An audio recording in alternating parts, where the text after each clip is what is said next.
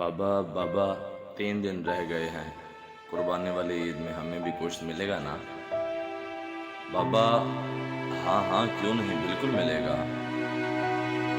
लेकिन बाबा पिछली ईद पर तो किसी ने भी हमें गोश्त नहीं दिया था।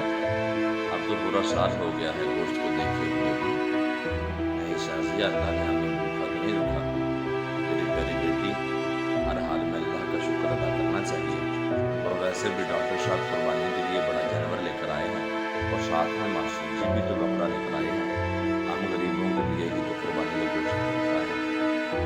अमीर लोग तो सारा साल गोश्त ही खाते हैं। आज इधर साहब को मौलवी साहब बयान फरमा रहे थे कि कुर्बानी में गरीब मस्कीन लोगों को भी नहीं भूलना चाहिए, उनके भी बहुत हुकूक होते हैं। खैर शाजिया का बाप की नमाज अदा करके खुशी खुशी घर पहुंच गया। घंटा पर इंतजार करने के बाद शाजिया बोली, बाबा अभी तक गोश्त नहीं आया। बड़ी बहन राफिया बोली, चुप हो जाओ शाजिया, बाबा को तंग ना करो। वो चुपचाप दोनों की बातें सुनता रहा और नजरअंदाज करता रहा। काफी देर के बाद भी जब कहीं से गोश्त नहीं आया तो शाजिया की मां बोली, सुनिए मैंने तो प्याज टमाटर भी काट दिए हैं, लेकिन कहीं से भी गोश्त नहीं आया। कहीं भूल तो नहीं गए हमारी तरफ गोश्त भिजवाना? आप खुद जाकर मांग रहे हैं। शाजिया की मां, तुम्हें तो पता है आज तक हमने कभी किसी से मांगा नहीं। अल्लाह कोई ना कोई सबब पैदा करेगा। दोपहर गुजरने के बाद शाजिया के सलाह पर पहले डॉक्टर साहब के घर गए और बोले, डॉक्टर साहब मैं आपका पड़ोसी हूँ, क्या कुर्बानी गोश्त नहीं खाता है? ये सुनना था कि डॉक्टर साहब का रंग लाल पीला होने लगा और हकारत से बोले, पता नहीं कहाँ कहाँ से चले आते हैं गोश्त मांगने, चल दफा हो। और तड़ाक से दरवाज़ा बंद कर दिया। तौहीन के एहसास से उसकी आंखों में आंसू आ गए और वो बोझल कदमों से चल पड़ा। रास्ते में मास्टर जी के घर की तरफ कदम उठे और वहाँ भी वही दस्त सवाल। मास्टर जी ने गोश्त का सुनकर अजीब सी नजरों से देखा और अंदर चले गए। थोड़ी देर बाद बाहर आए तो शापर देकर जल्दी से दरवाज़ा बंद करके अंदर चले गए, जैसे उसने गोश्त मांग कर गुनाह कर दिया। घर पहुंचकर देखा तो सिर्फ हड्डियाँ और चर्बी।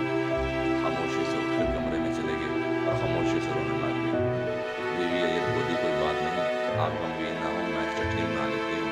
थोड़ी देर बाद शादी कमरे में ये बोली, बाबा हमें गोश्त नहीं खाना, मेरे पेट में दर्द हो रहा है। वैसे भी ये सुनना था कि बाप की आंखों से आंसू गिरने लगे और फिर फूट फूट कर रोने लगे। लेकिन रोने वाले वो अकेले नहीं थे, दोनों बच्चियां और बीवी भी आंसू बहा रहे थे। इतने में पड़ोस वाले अकरम की आवाज़ आई जो सब्जी की रेडी लगाता था। भाई दरवाज़ा खोलो।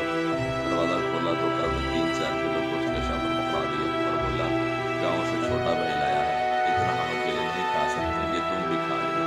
खुशी और तशक्कुर के एहसास से बाप की आंखों में आंसू आ गए और अकरम के लिए दिल से दुआ निकलने लगी।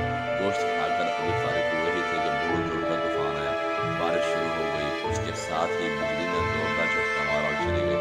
बिजली के झटके से अक्सर खरीदर जल गए। दूसरे दिन भी बिजली नहीं आई।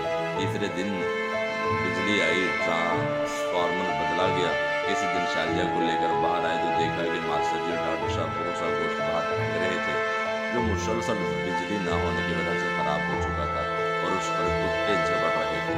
शाजिया बोली, बाबा क्या कुत्तों के लिए कुर्बानी की थी? वो शाजिया का चेहरा देखते रह गए और मास्टर जी और डॉक्टर साहब ने यह सुनकर गर्दन झुका ली। खुदा रा एहसास करे गरीब और मसाकिन लोगों का। ये सिर्फ तहरीर नहीं, अपने आसपास खुददार मसाकिन की ज़रूरतों से हम वक्त आगाह रहने की दरख्वास्त दी है। इसलिए ईद उल अज़हा के दिन गोश्त की तकसीम करते वक्त गरीब और मसाकिन लोगों का ख़ास तौर पर ख्याल रखें।